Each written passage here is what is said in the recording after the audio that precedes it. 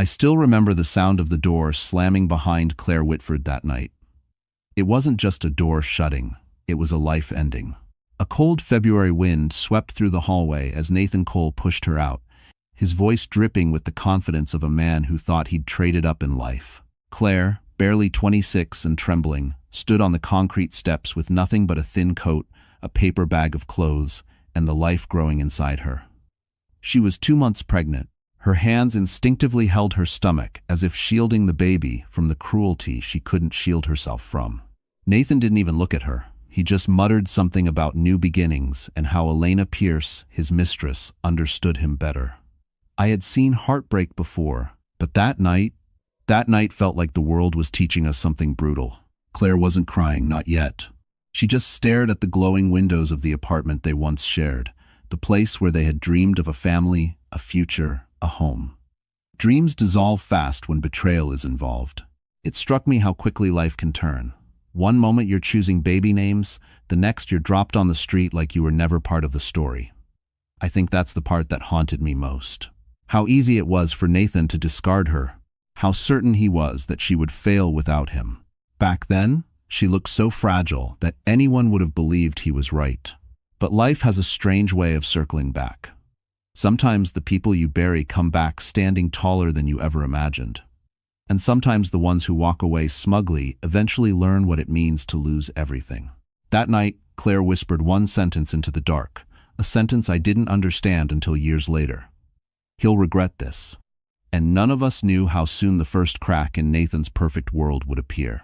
When people meet Claire Whitford today, they see the calm strength first. The poised woman who speaks softly but carries an inner force you can feel from across the room. But back then, before the jet, before the quiet confidence, before the success that made her name echo in conference rooms, she was just a young woman who loved too deeply and trusted too easily. Claire grew up in a foster home outside Columbus, Ohio, a place where hand-me-down blankets and secondhand stories shaped her childhood. She never knew her biological parents, only the rumor that her mother had been bright, warm, and too gentle for the world. Maybe that's why Claire always wanted a family of her own, something permanent, something she could hold on to. She wasn't chasing wealth or glamour, she just wanted to be loved without conditions. By the time she met Nathan Cole, she had moved to New York and worked as an administrative assistant at a small accounting firm.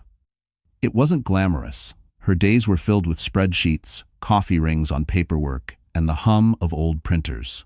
But she took pride in her work. She believed that showing up, doing things right, meant something. She believed loyalty mattered. Nathan seemed like the answer to every dream she secretly held. Charming, ambitious, full of promises spoken with that easy smile of his. I still remember how she looked at him like he was the beginning of a new life. She supported him, believed in him, even when he didn't deserve it, paid his overdue bills, cooked dinner after long days, encouraged him through every setback. She built him up in ways he never acknowledged. And maybe that's why her downfall felt so cruel. She wasn't naive, she wasn't weak, she was simply a woman who loved someone who didn't know the meaning of love.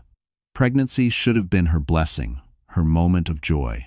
Instead, it became her vulnerability, the leverage he used to push her out. That was the part that angered me most. She thought the baby would bring them closer, not reveal how far apart they already were. What people don't understand is that Claire's strength didn't come from surviving the betrayal. It came from what came after those quiet nights where she had to decide whether to give up or fight for a future that still felt impossible. And it came from the tiny heartbeat inside her, the one reason she couldn't shatter completely. Even then, as she stood alone in the cold, she didn't know her greatest transformation had already begun. Because the next morning, Claire would discover a secret about Nathan that changed everything. New York City has a way of swallowing people whole, especially those who arrive without a safety net. Claire Whitford learned that quickly. Before everything collapsed, she and Nathan lived in a modest but bright apartment on the Upper West Side. Nothing fancy, just a one-bedroom with creaky floors, warm morning light, and a view of trees in Riverside Park if you leaned far enough out the window. For Claire, it was the first place that ever felt like hers. She painted the kitchen blue, bought secondhand bookshelves, and kept fresh flowers on the tiny dining table because she believed a home should feel alive. Nathan used to love that about her. or at least pretended to. He would kiss her on the forehead while she cooked dinner in their cramped kitchen, promising someday they'd trade the small apartment for a high-rise condo overlooking Manhattan's skyline. Back then, Claire believed him. Back then, everything felt possible. But even in those early days, New York had already begun shaping their relationship. Nathan worked in a competitive marketing firm in Midtown, a place where ambition hung in the air like cologne, and everyone pretended to be richer than they actually were. He came home late more often, carrying the scent of rooftop bars and expensive perfumes Claire didn't wear. She tried not to notice. Love makes you forgive things that should never be forgiven. As his world grew bigger, theirs grew smaller. Nathan wanted the luxury, the parties, the high-rise life he'd bragged about. Claire wanted stability, a family, a quiet life built on honesty. They were living in the same apartment but dreaming in different languages. Still, that apartment was where she learned she was pregnant. She remembered sitting on the bathroom floor, hands shaking as the test turned positive. She had cried not out of fear, but joy. She imagined a crib by the window, tiny socks in the dresser, a future where Nathan softened at the sight of their child. But New York City doesn't soften for anyone, and neither did Nathan. When he threw her out that night, the city around her felt unrecognizable. The lights were too bright, the street too loud, the cold too sharp. Everything she once loved became a reminder of what she'd lost. Yet even as she stood there shivering, I believe the city was already rearranging itself for her comeback. New York has a funny way of giving second chances to the people who refuse to die quietly. And Claire was about to meet someone who would change the course of her entire future. Every story of betrayal has two shadows, the one who commits the wound and the one who whispers how to make it deeper. Nathan Cole was the first shadow, smooth, ambitious, and terrified of being ordinary. But the second shadow, the one who carved the real lines of destruction, was Elena Pierce.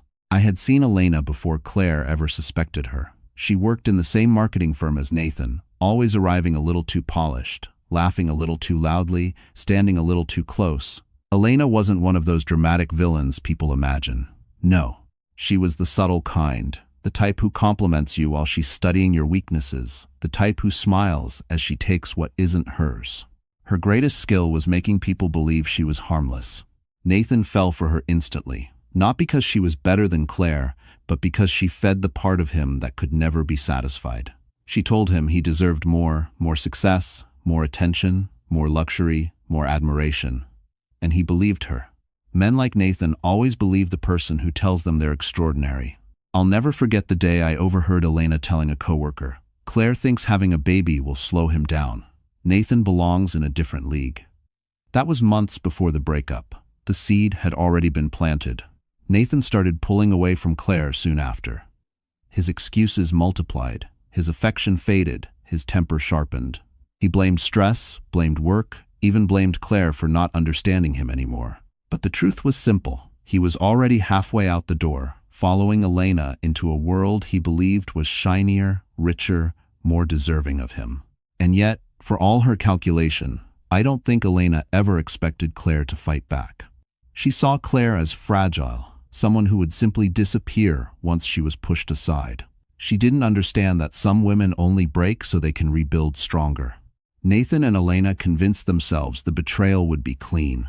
Quick, no consequences, no guilt. But people who act without conscience forget something important. Life keeps receipts. The night Nathan chose Elena over Claire wasn't the beginning of their victory, it was the beginning of their unraveling. And they didn't even know it. Because the very next day, Elena would make one reckless mistake that exposed everything they tried to hide. Humiliation has a smell. I don't think people talk about that enough.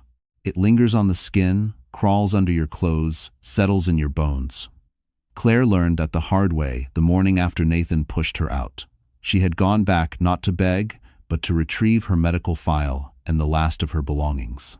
She needed prenatal documents for her next checkup. She needed closure. She needed something that still belonged to her. But when she reached the lobby of Nathan's building, the world turned sharp. Elena was already there. She was dressed in a silk red blouse, holding Nathan's arm like she'd been doing it for years. She laughed at something he whispered, the high, brittle sound cutting through the quiet morning like glass. For a moment, Claire froze. Her bruised heart still wanted to believe this was all a misunderstanding, that Nathan couldn't possibly be this cruel, that Elena wasn't replacing her publicly the very next day. But then Nathan looked at Claire with a coldness so practiced it startled even me, as though she were a stranger interrupting his life. "What are you doing here?" he asked, loud enough for the lobby staff to hear. We agreed everything was over. Elena tilted her head, eyes glittering with triumph. "Nathan, let's not cause a scene. She's obviously emotional." Emotional. The word hit Claire harder than the winter wind outside. She wasn't crying, she wasn't shouting. She was just standing there, one hand on her stomach, trying to keep her breathing steady. But Elena's smirk made her feel small, like she was begging for scraps of dignity. Claire managed, "I just need my medical paperwork. That's it." Nathan shrugged. "Elena organized everything already. Whatever was left of yours has been thrown out. You should move on." Thrown out? Like trash? The doorman looked away. The receptionist pretended to type. People walking through the lobby slowed, watching the scene unfold with the hunger of strangers who love a little drama. I saw Claire's fingers tremble, but her eyes did something remarkable. They hardened. Not with anger, not with sadness, but with a clarity I'd never seen before. Something in her broke that moment, but something else woke up. Nathan leaned closer, lowering his voice just enough. "You'll be fine, Claire. Women like you always land somewhere. Just not back here." He expected her to shatter. Instead, she whispered, "You have no idea what you've started."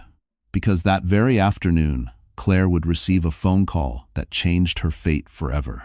People think heartbreak makes noise, shouting, broken plates, slammed doors, but Claire's collapse was quiet, too quiet, the kind of silence that makes you afraid to breathe. After the humiliation in the lobby, she wandered through the city without knowing where her feet were taking her. The February air stung her cheeks, and every step felt heavier, as if the baby inside her absorbed the weight of her sorrow. She went to a small public restroom near Riverside Park, a place she used to stop at during evening walks with Nathan. Now, it felt like enemy territory. She splashed cold water on her face, trying to swallow the grief that kept rising in her throat. When she looked in the mirror, she barely recognized herself. Her hair was messy, her coat thin, her eyes swollen with exhaustion, but what struck her most was how invisible she looked. Like a woman fading out of her own life. That's when the nausea hit. She dropped to her knees, one hand gripping the sink, the other protectively covering her stomach. Panic surged through her. What if the stress was hurting the baby? What if she had nowhere to go, no one to call? She tried calling the free clinic, but the line was busy. She tried calling the women's shelter, but all rooms were full. She didn't dare call Nathan. She knew exactly what he'd say. Something cold. Something final. Something that would leave another bruise on her spirit. By the time she reached the bus stop, the sky had turned a dull gray. Snow began to fall, soft and quiet, almost mocking her trembling breaths. She sat on the metal bench, hugging herself as strangers walked by, bundled in warm coats and thick scarves. None of them knew she was falling apart. None of them knew she carried a child whose heartbeat was the only reason she hadn't given up. And I'll admit this, watching her struggle like that, it broke something in me too. Life shouldn't hit someone all at once like that. But it does. And it did. When the bus finally arrived, Claire didn't get on. She couldn't. Her legs felt frozen, her mind spinning. She whispered into the cold air, "I'm trying. I really am." And maybe the world finally heard her. Because just as she stood to leave, her phone buzzed with a call she didn't recognize, yet one that would shift the entire direction of her life. It was from a man she'd never met, but who somehow already knew her name. The unknown number flashed again on Claire's cracked phone screen. Normally she wouldn't answer too many debt collectors, too many reminders of everything slipping through her fingers. But something in her chest nudged her to pick up. Maybe hope, maybe desperation, maybe both. "Hello?" Her voice was thin, barely audible over the wind. A warm male voice responded, steady and professional. "Miss Claire Whitford? My name is Daniel Marks. I'm calling on behalf of Mercer Capital." The name hit her like a jolt. Mercer Capital, one of the biggest private investment firms in the country. She had seen their logo on skyscrapers and luxury event invitations she used to help organize at work. People like her didn't get calls from places like that. "I think you have the wrong person," she whispered. Daniel chuckled softly. "No mistake. Your freelance tax review was forwarded to our department." Mr. Mercer was impressed. She blinked, stunned. The project she rushed through last week, the one she completed on a borrowed laptop in a shelter common room, had somehow reached the hands of Julian Mercer, a man known for transforming struggling companies into empires. Claire wiped her eyes, unsure whether to laugh or cry. "I didn't know anyone important would see it," she said quietly. "Quality finds its way," Daniel replied. "Mr. Mercer would like to meet with you, today, if possible." Today, she had no home, no proper clothes, no strength left, but she had her mind. That was one thing Nathan never managed to take from her. Claire hesitated. "I'm not in a good place right now." "Miss Whitford," Daniel said gently, "you don't need to be. Just show up. The work will speak for itself." Maybe it was foolish, maybe it was fate, but Claire forced herself to stand, brushing snow from her coat. For the first time in days, her heartbeat didn't feel like a countdown. It felt like a beginning. She arrived at the small cafe, Daniel suggested, hands trembling, stomach twisting. She expected a receptionist, maybe a junior associate. Instead, seated at a corner table with a laptop and a cup of black coffee, was Julian Mercer himself. The billionaire. The man whose decisions shaped entire industries. He looked up and smiled warmly, not with pity, but recognition. "Claire Whitford," he said as if greeting an equal. "Sit, we have a lot to talk about." And in that moment, I knew her life had taken a turn no one, not even Nathan, could have predicted. Because Julian wasn't offering her a job. He was offering her a way out. Julian Mercer had the kind of presence that silenced a room without saying a word. Yet when Claire sat across from him, shivering slightly in her worn coat, he didn't look at her the way wealthy men often look at people who have nothing. There was no arrogance, no judgment, only curiosity and something like respect. "I read your report 3 times, Julian said, tapping the folder beside him. "You caught errors my entire team missed." Claire stared at the table. "It was just basic analysis." "No," he corrected gently, "it was exceptional analysis." For a moment, she couldn't speak. For months, every word thrown at her had been an accusation or an insult. Hearing praise felt foreign, like touching something fragile that might break if she believed in it too quickly. Julian leaned back.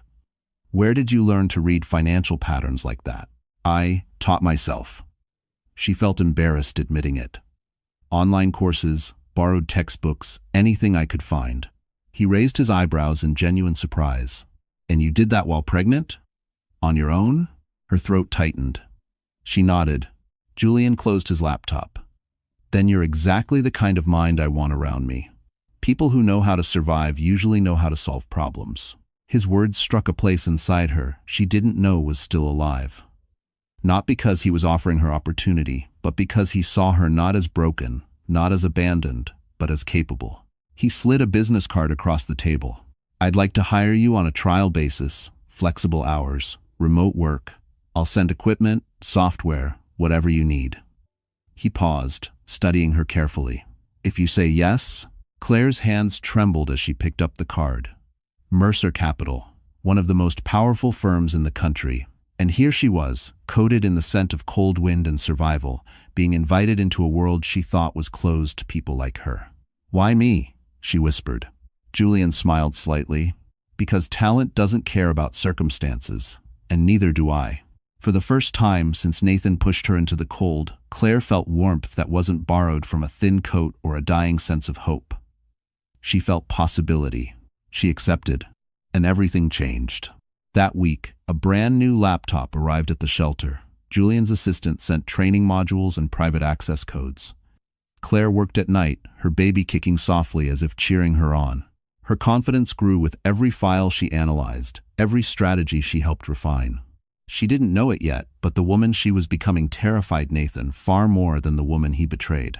Because soon, Claire's talent would expose a secret inside Nathan's company, one that could destroy him completely.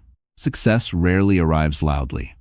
Sometimes it comes in the form of a single spreadsheet, a quiet realization, a pattern. Only one person in the room is brave enough to question. For Claire, it happened late one night in the shelter's dimly lit common room. her newborn son sleeping beside her in a donated bassinet. The glow of her new Mercer Capital laptop illuminated her tired eyes as she worked through a complex financial audit Julian had assigned. At first, she thought she was mistaken. The inconsistencies were subtle, misplaced decimals, overstated revenue, strange vendor payments that didn't match any legitimate service. She rechecked her calculations again and again. But the truth only sharpened. Someone in Nathan's firm was manipulating numbers. Badly, the realization hit with a mix of dread and something like vindication. She had lived with Nathan, listened to his late-night rants about pressure, status, image. She knew he wasn't the type to resist cutting corners if it made him look successful. Still, Claire never imagined the situation was this dire. She compiled her findings with careful precision. When she sent her report to Julian, she expected a simple acknowledgement. Instead, he called her immediately. "Claire," he said, his voice unusually serious, "you're sure about these numbers?" "Yes," she whispered, rocking her baby gently. "I checked everything." There was silence on the line, the kind that told her this wasn't a small discovery. This was something big, something that could change the trajectory of companies and careers. Julian finally spoke. "The firm you analyzed just applied for a partnership with Mercer Capital. If what you found is accurate, they're in deep trouble, and you may have just saved us millions." Claire felt a strange swirl of emotions, fear, relief, and a rising confidence she hadn't felt in years. She wasn't just surviving anymore. She was proving herself, not by shouting, not by begging, but through her intelligence, through her work.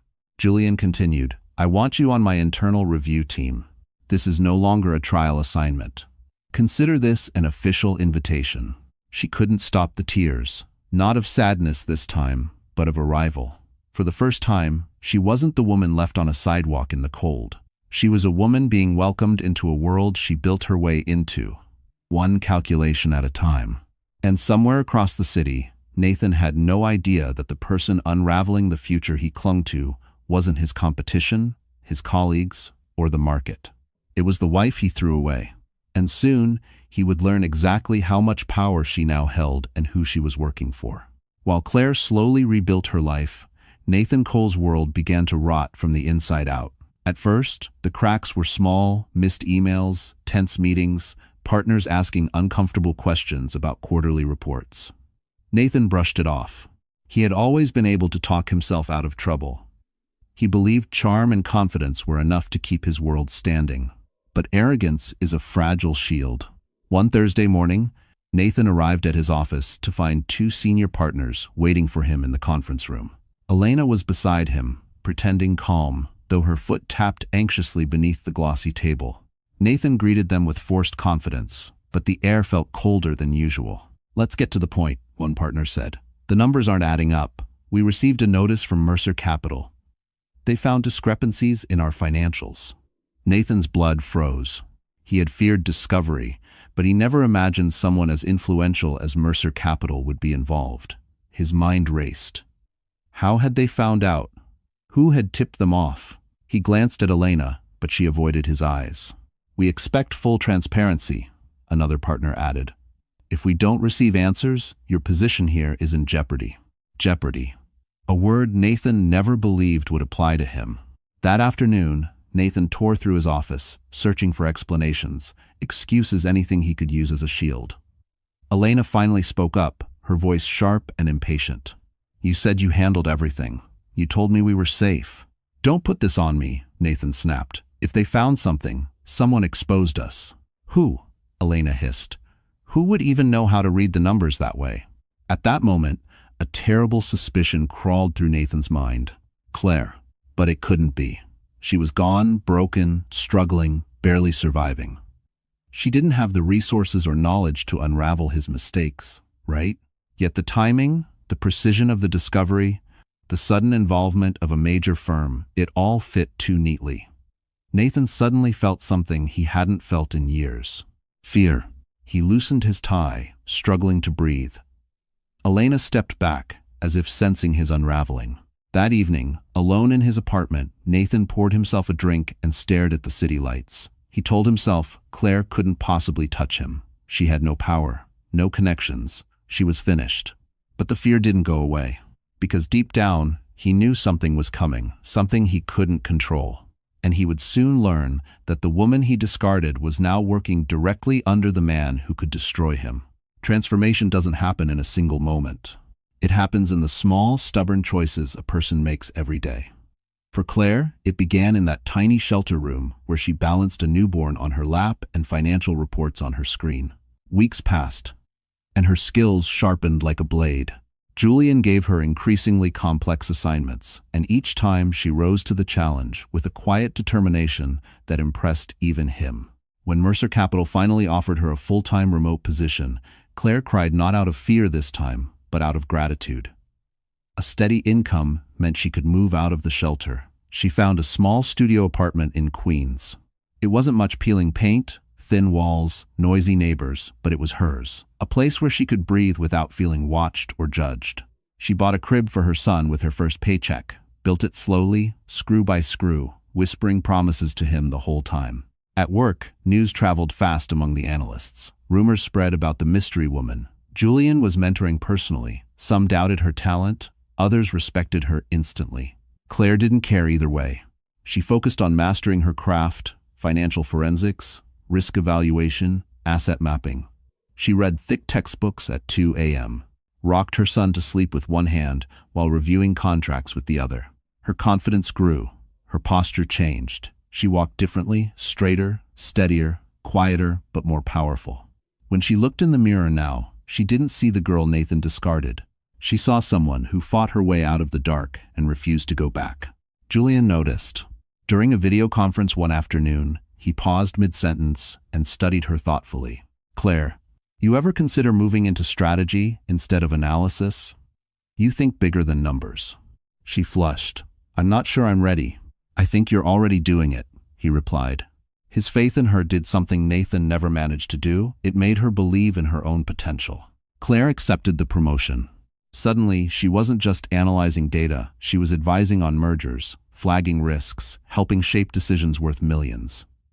Her income doubled, then tripled. She hired a babysitter, enrolled in night classes, expanded her world in ways she once thought belonged only to other people. And every step forward pulled her farther from the woman Nathan had underestimated and closer to the woman he would one day fear. Because the more power she gained, the more exposed his collapsing empire became. And the day was coming when Claire would uncover something about Nathan so devastating it would change the game entirely. Life has a way of testing people right when they think they're finally catching their breath. For months, Claire had been rising steadily, new job, new confidence, new future. Her son, little Aiden, was growing strong and smiling more each day. It felt like the universe was finally giving her a chance to live rather than just survive. But storms don't ask for permission. It happened on a cold Tuesday morning. Claire had barely slept, staying up late to finish a presentation for Julian's team. She walked into Aiden's room to wake him for daycare, humming softly like she always did. But something felt wrong. Too still, too quiet. When she touched his forehead, her breath caught. He was burning hot. Panic sliced through her. She scooped him into her arms, whispering his name over and over. At the clinic, the minutes crawled like hours as she paced the waiting room, her heart punching against her ribs. She wasn't scared of illness, she was scared of facing it alone. The doctor finally called her in. "His fever is dangerously high. We need to run more tests." Claire's knees nearly buckled. The room blurred at the edges. She clutched Aiden's tiny hand, willing strength into him. She had fought so hard to protect him, and now he lay there helpless, fighting something she couldn't see. After what felt like forever, the doctor returned. "He's stable for now," he said gently, "but he'll need a specialist. The treatment is expensive, and the waiting list is long." Expensive. Those words stabbed her like knives. Claire had some savings thanks to Mercer Capital, but not enough for what the doctor was implying. Not enough for uncertainty. Not enough for a mother's terror. As she sat beside Aiden's hospital bed, her hands trembling, she couldn't help remembering how Nathan used to say she wouldn't survive without him. How he mocked her dreams, her efforts, her heart. She wondered if he would even care that his son was sick. She doubted it. But Claire didn't crumble. She wiped her tears, straightened her shoulders, and whispered to Aiden, "I will fix this. I don't know how yet, but I will." Minutes later, her phone buzzed. It was Julian. "Claire," he said, voice steady. "I heard what happened. I'm on my way. Just stay with your son. Let me handle everything else." And for the first time in her life, someone was coming to help without asking anything in return. But what Claire didn't know was that Aiden's medical file would reveal something that pointed straight back to Nathan and threaten everything she had built. If there's one thing life teaches you, it's to pay attention to who shows up when everything is falling apart. Most people disappear. Some pretend not to notice. But a rare few step forward with a quiet strength that steadies your shaking world. For Claire, that person was Julian Mercer. He arrived at the hospital within the hour. No entourage, no noise, no billionaire theatrics. Just a man in a dark coat, carrying a calm that reached Claire before he even stepped into the room. Aiden lay in the crib beside her, hooked up to monitors, his tiny chest rising and falling in fragile rhythms. Julian pulled up a chair. "How is he?" Claire tried to speak, but her voice cracked. "They said he needs a specialist. You don't need to explain." Julian's tone was firm but warm. "I've already arranged everything. A pediatric cardiologist from Mount Sinai is reviewing his case now." She stared at him, stunned. "Julian, I can't let you." "Claire," he interrupted gently, "let me help. Not because you owe me, not because you work for me. Because you're family now. And so is he." She hadn't expected those words. They softened something inside her she had kept tightly guarded for so long. For the first time in years, she didn't feel like she was fighting alone. While Aiden slept, Julian reviewed the medical report on his tablet, brows furrowing. "There's something unusual in the notes. Did the first doctor mention this?" She shook her head. "No." "Why?" Julian hesitated, choosing his words carefully. "There's a genetic marker here, one that suggests a pre-existing condition from the father's side." Claire felt the air leave her lungs. "From Nathan? It appears that way." Of all the things she expected to battle, bills, treatment plans, legal papers, Nathan's shadow was the last thing she wanted near her child. And yet here it was, written into Aiden's blood. But Julian leaned closer, lowering his voice.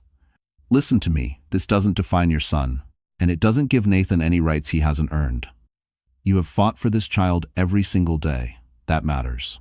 Tears gathered in Claire's eyes, not from fear, but from the startling realization that someone finally stood on her side with no conditions, no expectations, no hidden motives. "Thank you," she whispered. Julian gave her a small smile. "Get some rest. Tomorrow, we fight this together." It should have been a peaceful night after that, but fate had other plans. Because the next morning, someone unexpected showed up at the hospital, someone who had no right to be there. Some transformations are loud makeovers, grand entrances, applause. But Claire Whitford's transformation happened in the quiet moments, shaped by fear, love, and relentless determination. While Aiden rested under the careful watch of specialists Julian arranged, Claire found herself shifting into someone she never imagined she could become. The hospital window reflected her face, one evening exhausted, yes, but firmer. Older, maybe, but wiser too. Her shoulders no longer curled inward like they were protecting a wound. She stood straighter now, grounded by the truth that she had kept her son alive with nothing but willpower and a heart that refused to quit. Julian noticed it as well. "Do you realize," he said one night, reviewing strategy reports she'd written from Aiden's bedside, "that half the decisions my team approved this month came from your recommendations?" Claire blinked. "They did? You're not just good, Claire. You're exceptional." Hearing those words from a man like Julian Mercer did something Nathan never managed to do. It reshaped the way she saw herself. Not as someone surviving, but as someone rising. Her wardrobe changed slowly. A navy blazer she bought secondhand, a clean white blouse. Hair pulled back neatly. She didn't look wealthy. She looked capable, sharp, grounded. She walked into Mercer Capital's offices for the first time, not as a desperate single mother, but as an asset. People turned when she entered conference rooms. Analysts whispered. Executives took notes when she spoke. It wasn't glamour. It wasn't power for its own sake. It was competence. It was respect. And it was earned. One afternoon, Julian brought her into a private boardroom with floor-to-ceiling windows overlooking Manhattan. The skyline glittered beneath a winter sun. "I've been thinking," Julian said, hands clasped. "You shouldn't stay in the background." I want you to lead a new strategic risk division. The role is yours if you want it. Claire swallowed hard. Julian, that's a senior position. I don't know if— You do know, he interrupted gently. You've been doing the work for months. Let the title match the reality. For a woman once thrown out into the cold with nothing but a baby in her belly, the moment felt surreal. She wasn't pretending to belong anymore. She belonged. And as she accepted the offer, she felt something powerful bloom in her chest. Not pride, not victory, but freedom. But destiny rarely allows peace to last long. Because the next day, just as Claire prepared to step into her new role, a name appeared on her phone screen. Nathan Cole. Calling her. And he wasn't calling to apologize, he was calling because he needed her. When Claire saw Nathan's name glowing on her phone, her stomach tightened, not from longing, but from an instinctive recoil. This was the man who'd shoved her out into the cold while she was pregnant. The man who'd mocked her dreams. The man who'd told her she'd never survive without him. Now he was calling her. Curiosity won. She answered. Claire, Nathan said, breathless, like he'd run a mile. I really need to talk to you. His voice wasn't the one she remembered. Gone was the smug confidence. Gone the smooth, upward-tilted tone he used when he felt superior. This voice sounded frayed, pulled apart by panic. Make it quick, Claire replied coolly. There was a beat of silence he hadn't expected her to sound strong. I think someone sabotaged our financials, he said. Mercer Capital, your firm, they're reviewing us. They're tearing everything apart. I'm being blamed for the discrepancies. Claire kept her tone flat. Maybe because you caused them. That's not fair, Nathan snapped, slipping into old habits. But then he quickly softened. Look, things got messy. Mistakes were made. But I shouldn't have pushed you away. I shouldn't have let Elena influence me. And there it was, the rewrite of history. The story where he was confused, misguided, pressured. The story where Claire was supposed to forgive him. She didn't. Nathan, what do you want? She asked. He hesitated. I want to make things right. Maybe we could talk about us. Claire almost laughed, not out of humor, but disbelief. 6 years ago, she'd have given anything to hear those words. Now they felt pathetic. You don't want me, she said quietly. You want stability. You want a lifeline. That's not true, Nathan said quickly. Too quickly. Claire closed her eyes, remembering the night he slammed the door on her, the cold biting her skin, the terrified heartbeat inside her belly. Remembering that he didn't care then. Not one bit. I'm not coming back, she said. Nathan's voice cracked. Claire, please, my job is on the line. Mercer's people are digging into everything. She froze. He didn't know. He didn't know she was Mercer's people. Nathan kept talking, oblivious to the storm, just inches from his throat. If you could just talk to someone at the firm for me, put in a word. Claire's heart went still. He wanted her to save him. The same man who left her with nothing. I can't help you, she said. And I wouldn't, even if I could. Nathan exhaled shakily, anger leaking through his fear. You'll regret this, Claire. You think you're safe, but you're not. I'll find a way back. He hung up. Claire stared at her phone, pulse steady, unshaken. He had no idea how much power she truly held. And the next morning, Claire would walk into a meeting that sealed Nathan's fate, and he had no clue she would be there. The following morning, Claire dressed with a steadiness she didn't fully feel. A soft cream blouse, tailored black pants, hair pulled back neatly. She didn't look like the girl Nathan abandoned. She looked like someone who had learned how to exist in powerful rooms. Someone who belonged inside skyscrapers, not outside their doors. Julian had called her late the night before, asking her to join a confidential evaluation meeting. Your insight will be important, he said simply. He didn't explain further, but Claire didn't need more. She trusted him. More than that, she trusted herself now. When she arrived at Mercer Capital's Midtown office, the atmosphere felt charged anticipation humming through the halls. Executives whispered in corners, phones rang nonstop, assistants hurried by, with folders pressed tightly to their chests. Something big was unfolding. Julian met her outside the conference room. You prepared? He asked. As I'll ever be.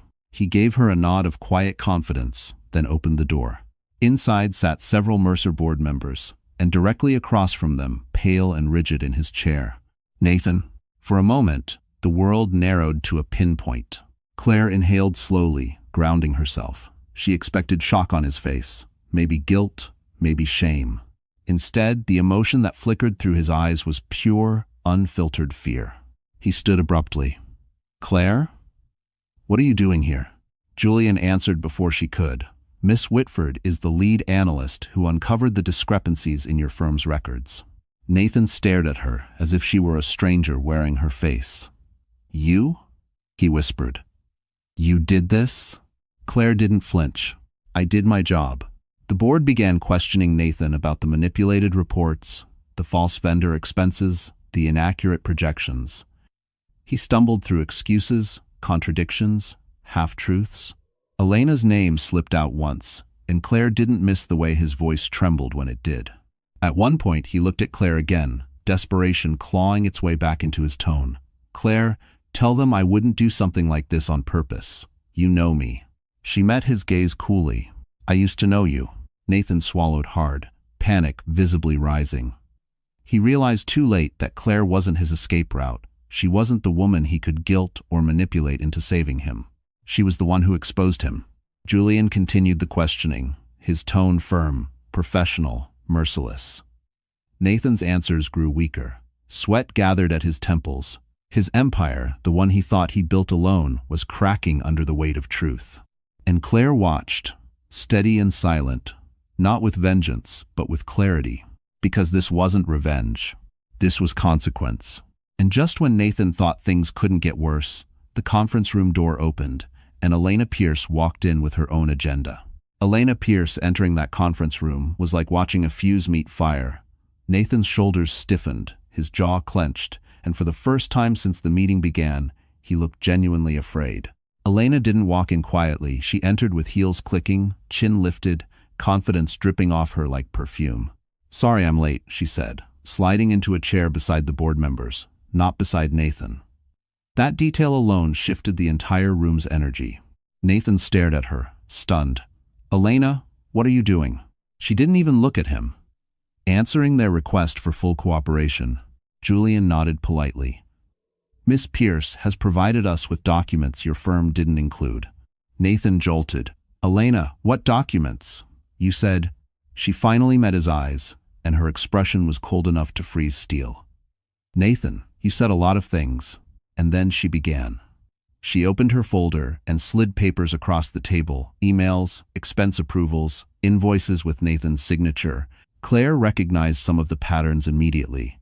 These were the missing puzzle pieces she never had access to. The board members murmured, flipping pages. Nathan's voice cracked. "Elena, why are you doing this? I thought we were a team." "We were," she said, leaning back casually, "until your sinking ship became a liability. I'm not going down with you." It was brutal, efficient, almost elegant. Claire watched silently, not with joy, not even with revenge, but with the quiet understanding that the universe sometimes writes its own justice. Nathan turned to Claire like she was his last lifeline. "Please, tell them I wasn't trying to hide anything. You know, I'm not dishonest." Claire's voice was calm, steady. "Nathan, everything here speaks for itself." Elena folded her arms. He falsified reports to impress potential investors. He wanted to look bigger than he was. She paused, smirking. Classic Nathan, always chasing the lifestyle instead of doing the work. He flinched. "You used me." Elena raised an eyebrow. "You used everyone." The board pressed Nathan further, and his answers grew desperate, incoherent. This was the moment he realized he had no allies left, not in the company, not with Elena, and certainly not with Claire. As he sank into his chair, defeated, Elena straightened her blazer and turned to Julian. "If you need further testimony, I'm available." Julian thanked her professionally, though Claire caught the faintest shift in his expression, recognition of a woman who would burn anything to save herself. But as Elena stood to leave, she glanced at Claire. There was no triumph in her eyes, just calculation. Because Elena wasn't finished yet. She had one more secret, and she intended to use it against both Nathan and Claire. Elena's threat lingered in the air long after she left the conference room, a chilling reminder that she wasn't finished playing her game. But while Nathan spiraled into panic, Claire remained steady. She had learned long ago that panic never saved anyone, least of all a mother fighting to build a future. The next days moved quickly. Julian's team completed their investigation, and Nathan's firm collapsed under the weight of its own fraud. Nathan tried calling Claire again, leaving rambling voicemails about misunderstandings, second chances, the family they could still be. She didn't answer a single one. Claire was done letting ghosts pull at her. Instead, she focused on Aiden's recovery. With Julian covering the specialist's care, Aiden improved faster than expected. His laugh, small but bright, returned to the hospital room like sunlight breaking through storm clouds. Every smile reminded Claire why she endured everything, why she fought harder than anyone realized. Then came the day Julian asked her to fly to Los Angeles with him for a major acquisition meeting. "You've become essential to this decision," he told her. "I want you there." Claire hesitated. "What about Aiden?" "He's coming too," Julian said simply. "This isn't just a work trip. It's protection. It's opportunity. And you deserve to be in the room where your future is discussed." So, that morning, Claire arrived at the private terminal wearing a soft gray coat and a confidence that felt entirely new. Aiden slept peacefully in her arms. The sunlight hit her at an angle that made her look almost ethereal, like the woman she was always meant to become had finally stepped forward. The Mercer jet gleamed on the tarmac, polished, powerful, waiting for her. Staff greeted her by name. Julian, already aboard, waved her in with the warmth of someone welcoming family. But destiny wasn't done twisting, because as Claire prepared to board, another car pulled up to the terminal. A battered sedan, one she recognized instantly. Nathan stepped out. He looked nothing like the man who once held her future in his hands, disheveled, shaken, almost hollow. And the moment he saw Claire standing beside a billionaire's jet, his entire world visibly caved. "Claire?" he whispered, like a man seeing a ghost. What is this? What are you doing here?" For the first time in years, Claire felt no fear when looking at him. Only resolve. She shifted Aiden in her arms, lifting her chin as the jet engines hummed behind her. And Nathan finally realized he hadn't just lost control, he'd lost her. But before Claire could step onto the jet, Nathan said something that froze the entire runway and forced her to confront a truth she never wanted to hear. "Claire, he's my son, isn't he?" Nathan's voice cracked across the runway like a broken promise. For a moment, the sounds around them, the engines, the footsteps, the wind seemed to vanish. Claire froze mid-step, Aiden stirring slightly against her shoulder. This was the moment she had spent 6 years preparing for, yet dreading all the same. She turned slowly. "You lost the right to ask that." But Nathan wasn't listening. His eyes were fixed on Aiden, not with love, not even with recognition, but with dawning panic. The kind of fear only a man with everything to lose could feel. "Claire, please," he whispered, stepping closer. "If he's mine, I can fix this. My lawyers—" "There it is," she cut in sharply. "You don't want him because you care. You want him because he benefits you." Nathan flinched. "That's not true." "It's completely true," Claire said, her voice steady. "If Mercer Capital finishes its report, you'll be blacklisted from every firm on the East Coast. A custody claim would make you look stable, redeemable." Nathan opened his mouth, but no words came out. "And you think," Claire continued, "that the child you abandoned would be your solution?" For a second, his mask slipped. The desperation beneath it was naked, trembling, ugly. "Claire, don't do this. I need him.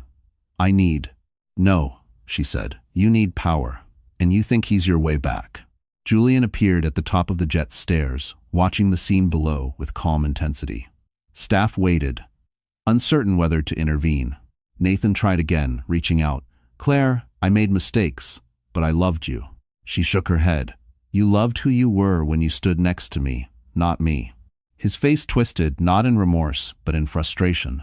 The realization was finally hitting him. The woman he once controlled, the woman he once weakened, no longer existed.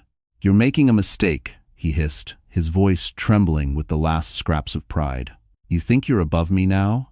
You think standing next to some billionaire makes you untouchable?" Claire stepped forward, the wind lifting a strand of her hair. "I don't need anyone to make me untouchable. I survived you. That was enough." Nathan swallowed hard, his voice falling apart. "You can't walk away, not now." But she already had. Claire turned, adjusting Aiden in her arms, and climbed the jet's stairs. Julian reached out and took her free hand, not possessively, but supportively, grounding her in the moment she had earned. Below them, Nathan stood alone on the runway, small beneath the shadow of the gleaming jet. As the door closed, he shouted one last fractured plea, and what he screamed in desperation was so shocking, so reckless, it forced Claire to confront a choice she never imagined she would face. The last words Nathan screamed before the jet door sealed were wild, frantic, the cries of a man drowning in the consequences he created. "I'll take you to court. I'll take the boy. I'll ruin you, Claire." For a heartbeat, the threat echoed inside her chest. It was the one fear she had carried for 6 years, that he would someday try to rip her child away. But then the engines roared to life, the ground fell away beneath them, and Julian's calm voice grounded her like a lifeline. "He can't take what he never protected," Julian said quietly. "And he has no case. Not anymore." Up in the clouds, for the first time in years, Claire let her shoulders fall. She looked down at Aiden, sleeping peacefully in her arms.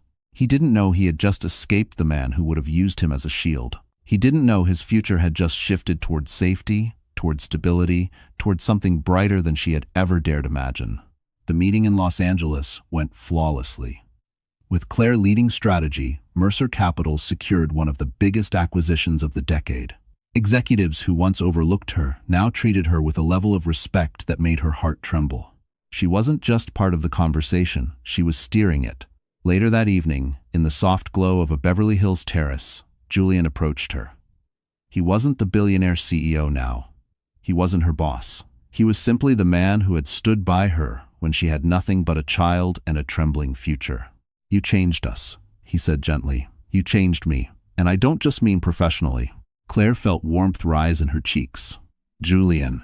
He offered his hand, not forcefully, not expecting anything, simply inviting. "Whatever comes next, you won't face it alone. If you want that," and for the first time since the night she was thrown out into the cold, Claire allowed herself to imagine a life built not from survival, but from choice, from partnership, from something deeper than broken promises. She took his hand. Word of Nathan's downfall spread quickly. He was fired, investigated, abandoned by Elena, and blacklisted across the industry. Every bridge he burned had finally caught up with him. He had chased status, image, and shortcuts, only to end exactly where his behavior always pointed: alone, powerless, and irrelevant. Meanwhile, Claire stood in her new life, strong, fulfilled, loved, and knew she had earned every step of it. And if there's one lesson her journey leaves behind, it's this: when someone throws you away, it's not a judgment of your worth. It's a preview of their own ending. All right, my wonderful friends. The story ends here, but you and I were still sitting together in this moment. And if you're truly still here right now, it means something in Claire's journey touched a quiet place inside you. So let's breathe together for a second and look at what this story is really telling us. Life won't always be gentle. Sometimes it pushes you out into the cold, just like Claire. But as the Stoics remind us, the obstacle is the way. Marcus Aurelius wrote, "What stands in the way becomes the way." And that's exactly what Claire lived. Every setback became the doorway to something stronger. We learn that being thrown away doesn't mean you're worthless. It means you're being redirected. That healing isn't loud. It happens quietly on late nights, in small decisions, in moments where you refuse to give up. And most importantly, you don't need anyone's permission to rise again. Your future doesn't belong to someone who hurt you. It belongs to the version of you who chooses to keep going. So if you're here, listening to this, maybe a part of you is also rising.